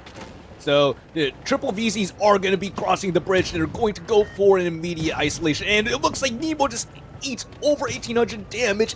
He is already a one-shot, which is really unfortunate for the side of Moon. They are trying to do their best to keep him alive, but they've actually isolated the two concepts sitting in spawn. So if I were Moon, I would try to take this advantage to try to use this and potentially just re-push the med side, just win the med side. You have triple bad chats, just go and YOLO the 1-2-1s, especially since they've wasted their reactive armor, and they have two concepts who are just out of the fight in spawn. Ignore the VZs who are just dead in the middle, try to win the D's flank, while they have two heavy tanks who are just sitting in spawn. But unfortunately, I think it's just too little too late. Rejects have already picked up 2 kills, they're 4,000 HP up, they're going to surround R1 meds, and he's going to die very shortly. So Rejects are just going to win this game just from the immediate punch that they had on Nemo. Nemo losing over 1,800 HP as he crossed the bridge. And these Batchets are now finally making the repush onto the D side, but it's too little too late. They are going to be able to pick up maybe RB, but that's not going to win them this game. They're going to need several ammo racks. They're going to need yeah, they're gonna need a lot of ammo racks if they want to turn this back, but that's a bit unfortunate because I have to say, like, if this is a bit of a balanced map in terms of the spawns, this could have been a bit different, but I will say that Nemo getting shot there is not the issue of the spawns. That is simply just really good focus fire, really good target selection on the side of Rejects. So well played to Rejects. They knew, you know, who to focus. They got their shots in, and they punished exceptionally well for it. So, GG's. I have to say, Moon, you guys fought very well, especially on Lagoon. You guys dominated on that map, so don't feel too bad. You guys played good tonight, guys. And we're going to see a rematch between Oblivion and Rejects. So we're going to see Middleburg, and I saw some interesting game on Middleburg with Oblivion last night. And I'm curious to see if Rejects are going to do like maybe a better version of the push that I saw Oblivion receive or not. I thought it was a funny push that that the 7 Rats did against Oblivion last night, where they tried to send tanks down low, but unfortunately they just pushed into absolutely no cover and got completely bombed. So I'm curious to see if maybe a team later on this season is going to try to recreate that push, but just make it a bit better, because the idea behind it is very cool. It's just the execution could be a lot better. This strat could definitely be refined even further.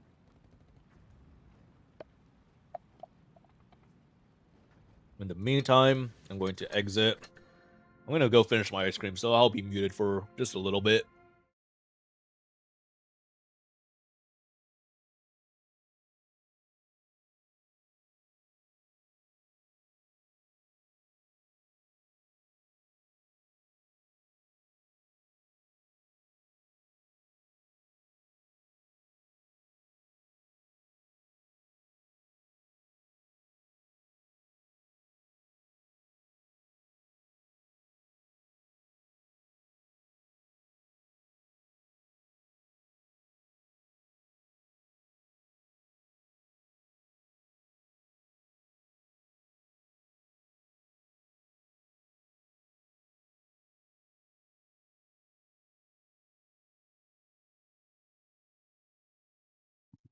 All right, gang, I'm back.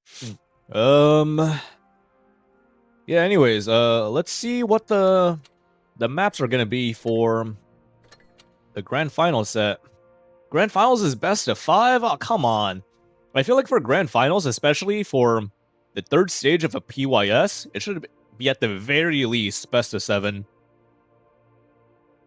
That should just be kind of standard, right? Because, like, look at the 1st stage. This is best of 3, and then best of 5. Okay. And 2nd stage, best of 3, best of 5, which is, it's okay, I guess, for, like, a day 2. And then 3rd stage, best of 5, and then, again, another best of 5, which is, I think, a little bit stinky. I think it's always fun to just throw in, like, a best of 7, just to make it a bit more competitive, especially since, you know, as we saw in the last set, Rejects went 2-0 on Mullen, and then Moon went 2-0 on Lagoon, right? So, especially in these longer matchups, like best of 7s versus, like, best of 5s, you can always have this, like, back and forth kind of thing where one team does better on one set of map, or one map, and then the other team does better on the next map. But this having it be best of 5, especially in the grand finals, for a day 3 PYS, kind of lame in my opinion. Let's see how Origin versus Autis did. Origin, they won, which is good. They definitely redeemed themselves from earlier. I'm almost certain that they were definitely mad after this loss right here. This is 100% an upset right here. Now they're going to be facing GG in the grand finals. I think 34 is streaming that, so you do want to watch that. Definitely check out his stream after you're done watching mine. And let's see, all right, I'm going to go back in now. So we're going to see a Kame into 4005, so I do feel like they're playing the same strat that they played against 7 Rats. Hopefully no Rejects guys are watching my stream. Maybe they, or maybe once they load in, they'll probably, like, recognize it if they've done their homework. So, Oblivion, if they're running the exact same strat as, I think they are, they're just going to be playing the top of the map with the 4005.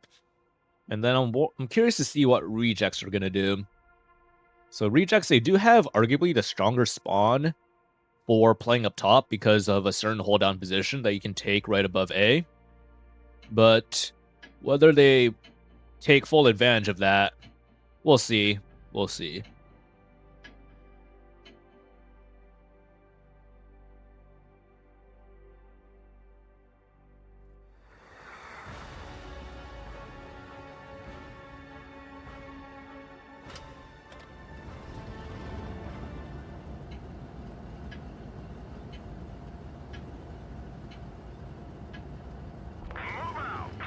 Alright.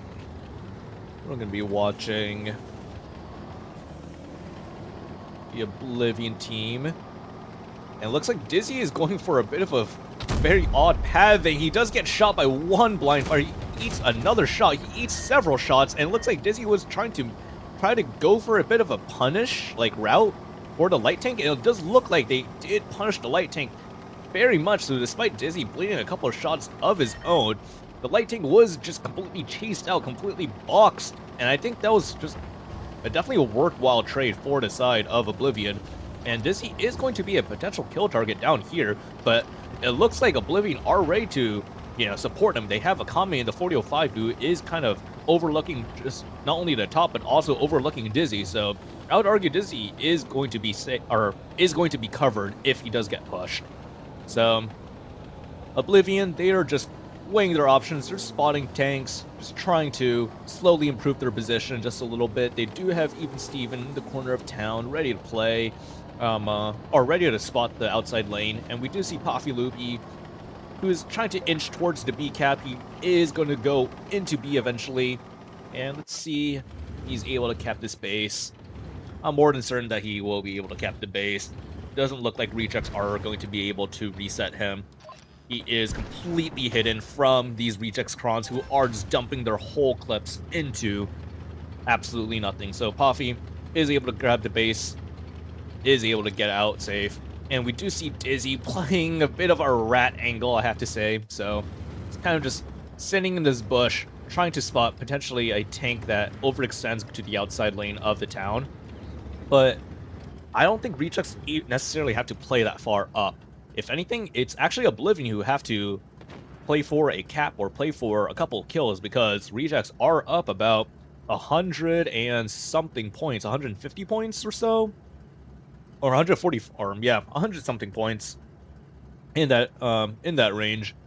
So right now, I think Ranger is probably just trying to get as much information as he can up top, and he has spotted 4 to 5 tanks up top, so he knows that at most there are 2 to 3 tanks in town, which means that Oblivion, if they just rotate potentially another tank down in town, they could try to force an A step with Loopy and then maybe a tank or two going for the far angle to try to suppress the reset tank. And it does look like with the way that the Oblivion tanks are pinging the minimap, that's exactly what they're going to do. So it looks like now they're just biding their time, trying to think of who they want to rotate down, or how they're going to set up to try to play for a town play. It looks like Akame is going to rotate down in his 4005, which makes sense. And whether we see Loopy step onto A, we're gonna see. It's going to take quite a bit of time. We do see Dizzy using his speed boost, kind of a bit awkwardly, I'd say. Potentially a waste of his speed boost, if I had to say so. And Tanky Boy is actually in the position I was talking about. This is the hold down position that I think makes North Spawn very strong on Middleburg, arguably more strong than South Spawn, just because you can kind of go hold down there and just be, for the most part, unstoppable. There's a couple of counter angles you can take, and it looks like Ranger is getting completely bombed right now. Ranger, how are you getting bombed? He's getting shot from town, from the light tank, just sitting in the pocket, as well as maybe the Felice and maybe the maybe Destined Liberty. But this was a massive mistake on in my opinion. But he is looking for maybe a counter angle onto the RHM, and it looks like Loopy is going to be playing for the A stop, which is good, but he's going to need a bit more help, I'd say, in order to grab this base, because he is getting shot from multiple angles. Destined Liberty with a great crossfire on him, and Loki with a really good reset shot on him. Loki is just shooting HE right now, which is going to be really good to buy a bit of time for Destined Liberty to drive down from the top of the hill in order to help put in some shots into Paffilupi. And it does look like they're going to go and counter push Paffilupi right now, but the 4005 in the side of Akami is going to be able to put in a massive clip into Loki. As long as he just pens his shot, Loki is going to be a kill target right now. Paffy, as long as he pens his shot, he does pen the shot, which is really good. But now, does he put in his last shot? He does put in the last shot, which is, you know, that's fine because it means the 45 can eventually kill the RHM. And it looks like Oblivion, they are stopping all bases. Paffilupi trying to prevent Destined Liberty from stepping into the base, but up top we do see a bit of a counter push from Oblivion, which I didn't really pay too much attention to, but group died somehow up top. So a bit of an interesting game, I have to say, where as soon as they rotated Destined Liberty down low, Oblivion realized they had a numerical advantage up top, and they just pushed up top as well. So they basically just pushed on both sides of the map. So they pushed down low, they pushed up top, and they won both sides, I would say. So Destined Liberty, I think he could have just kept on resetting Paffy from where he was at. Just instead of maybe shooting AP, maybe shoot heat at the side of the Felice turret just to make sure you do a bit of damage, because what was going on is Paffy was slowly bleeding out to death to this Loki guy, and eventually Loki, like seeing Paffy just bled down enough, decided to just re-push, but at that time, Akami with the COD timing decided to pull up and support Paffy, put in a massive clip into the Felice, which Paffy eventually picked up the kill on. But I think the main selling point of this game was just the moment Destined Liberty rotated down. I feel like that initiated the push up top for Oblivion because they realized they had the numerical advantage now.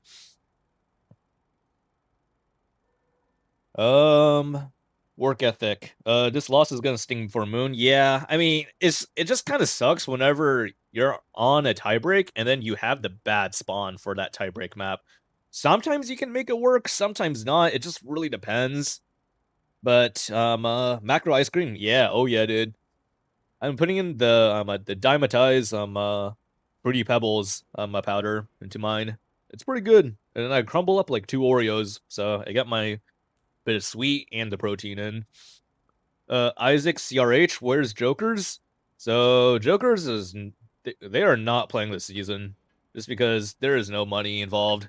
Nobody cares enough. So some people are just completely not playing the season at all, and then some people went to other teams. So I think Kami and Krish went to Apex. Paffilupi went to Oblivion, who we're watching right now. And then Yaro went to Origin, I think. And I don't know if anybody else from Joker are playing anywhere. Time to roll out. So here we're gonna see a bit of a stronger town setup from Oblivion. It looks like we're seeing 5 tanks go towards the town side, while Group and Dizzy. Ooh, Dizzy does get shot up by Tony Flo and potentially another heavy while trying to drive through. So well played from the side of Rejects, just getting a very early shell on Dizzy. Dizzy is going to be down 2 shots in the light tank 1v1 against Tony Flo. It does look like Oblivion are going for an early B play, and it looks like they have 2 kills lined up. And if Rejects are not going to be able to reinforce and try to help these guys, this is going to be a very quick isolation for the Oblivion team. They're going to pick up 2 very quick kills, and it looks like Rejects aren't ready for this. They just completely hung 2 tanks, and Oblivion, they're in the ascendancy now. They've picked up 2 kills. They have 5 tanks just lined up in the B lane. All they have to do is just reload their clips and then just push, and they're going to win the game completely. Group is looking for the wide angle on By the Dips. By the Dips is an isolated kill target. Ranger is going to be playing for that with Group. Ranger might die for this, but it's going to open up an opportunity for the tanks in the B cap to just swing wide and just go for the pushes and kills in the front. And it looks like they are going to go for the push now on Tanky Boy. Tanky Boy eating so much so much damage, loses 2,000 HP and he's dead. And the next person on the chopping block is going to be probably RB, just because of how Oblivion is wrapping around him. RB minus 18, or minus 800, minus 1200, minus 1600. and he is dead. Poffy would be with the pickup, and Rejects are about to get 7-0'd, actually. Ranger, despite just initiating the push, despite being very low on HP, has the balls to just keep going, and Oblivion, another dominant steamroll victory. 7-0 victory for these guys. Very cool.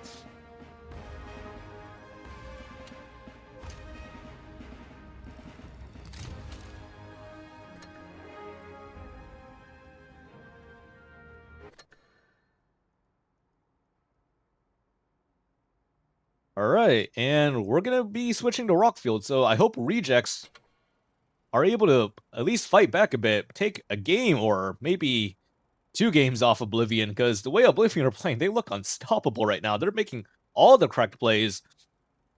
They know when to be aggressive. They know when to recognize a numerical advantage and just initiate on it. So, Rejects, they're just getting boxed, I gotta say. Like, they're playing into Oblivion's like setups as well. So Oblivion, they played like in a very aggressive town strat. They wanted to push B. As soon as they saw 2 kills in B, they immediately like swung and went for it. And despite the Rejects tanks trying to rotate down, it was too little, too late. By the time the Rejects like tanks from up top on the hill reached down low in town to try to do a counter push, the 2 tanks in B on the side of Rejects were dead.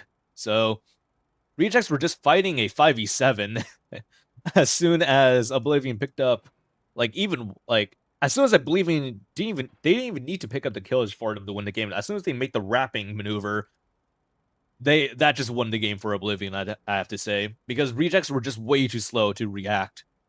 And we're going to be seeing a couple of people being swapped in and out. Unfortunately, we see Group and Poffy being put on spec. I forget who are going in for them, but let's hope that Rejects has a better chance against this Oblivion lineup now.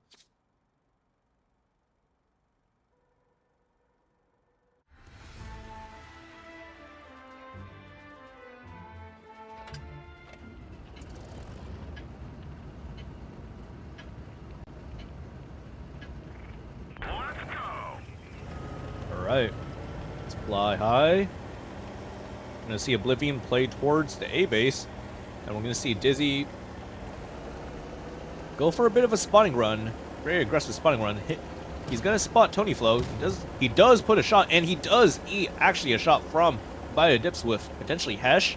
So well placed shot from Bida Dips. So Dizzy is going to be down actually 2 shots in the light take 1v1, and it does look like Oblivion. Are they going to push Destined Liberty? If you are Oblivion, I would just full send it for Destined Liberty, actually. Or even just full send it for Jabi. Jabi is potentially a kill here, as long as these Oblivion tanks are setting up, but unfortunately, they're fluffing their shots quite a bit. Oblivion, missing the mark quite a bit. And I would say this is actually looking very good for Rejects, because Oblivion aren't really consolidated. They're a bit disconnected from each other. They're not making a push together, and Akame Ranger are basically bled out to 2 and 3 shots respectively, and now Akame is a 1-shot, and Bida Dips could potentially pick up this kill here. And Jabi is potentially selling the game right now. He is eating a ton of shots. He needs to get out safe right now. And Jabi does fall, and actually, I would say this is looking okay, like fine for Oblivion, because they're able to pick up Jabi. Jabi just making quite a bit of a mistake. If he was able to just get out alive and just survive, Oblivion would have just been completely boxed, and now Raxberry is having to make a bit of a very aggressive play. Kind of overextending himself, I'd have to say. He's a bit caught out, but this does give Oblivion a bit of a chance to make a counter push with Steve, but RB making a bit of a gamer maneuver where he's just backing up all the way over the ridge, but he is going to get 2v1 by Raxberry and Steve, and Mystickler does pick up the kill. So this is, it's looking okay for Oblivion. It's just they're very boxed in right now. If Bida Dips gets spotted again, he does. If Bida Dips gets killed, this is actually terrible for Rejects, despite Rejects being up just ever so slightly on HP. Gentleman kind of carrying the game, I have to say, for Oblivion in terms of holding the angle that he has over here. Gentleman is kind of just bailing out Oblivion in terms of the crossfire that he's able to create on this side over here. And Ranger is alive on a one-shot as well as just a Gentleman. So Dizzy's still alive on this side of the map. He's playing a bit of an aggressive position over here, just putting in, I'm not sure what kind of shots he had from where he was at, but he was being, I'd argue, kind of effective, and I think Rejects had a really good chance to win this game. It was just that the way they reacted to the Oblivion push, there was a couple of inaccuracies that kind of sold the game for them. So one, Jobby, he did not have to bleed so much. He should have just ran away as soon as he had the opportunity to. Instead, he lingered for a bit long to put in some shots, but he could have put in the shots without rear peeking his tank completely. That's one inaccuracy. And then two, I think they could have, the 215B could have played a bit more aggressive to cover his teammate RB. So this RB guy, he played really good. He was kiting, he was putting in shots, and I think he could have played a bit stronger with his 215B buddy over here. They both could have farmed off of each other effectively. Maybe RB, he does the maneuver back around the hill while the 215B is just farming, and then if they shoot the 215B, then the 116 can just reload and shoot the guy who's shooting at the 215B. So I think these two guys could have coordinated a bit better. And then what happened on the other side of the map? I feel like Sonya, I don't think Sonya was the first push target, so him doing this low damage was a little bit unfortunate. And then Jobby, I'm not sure what happened here. He only did he only fired his gun 3 times, so maybe he was a... Oh, no. Jobby was the guy, the Kron I was talking about earlier, who was, playing really weird. But the Rio win for Oblivion. Well played to those guys. GG's. They were undefeated tonight, I think, right? Yeah, I think they were undefeated tonight, so... GG's. Well played to these guys. They worked for it, and they got the result they want. Or, they got the result they deserved, so... Origin versus GG is ongoing, and I'll be honest, I'm kind of beat right now. And I do want to end stream just a bit early. I need to get a decent night of rest for work tomorrow, so I'll be cutting it off here. So I hope you guys enjoyed the games tonight. I do want to get back into, streaming tournaments more regularly, so I hope my commentary and my camera work will get better and better with each subsequent stream. So if you have any suggestions, feel free to just let me know. And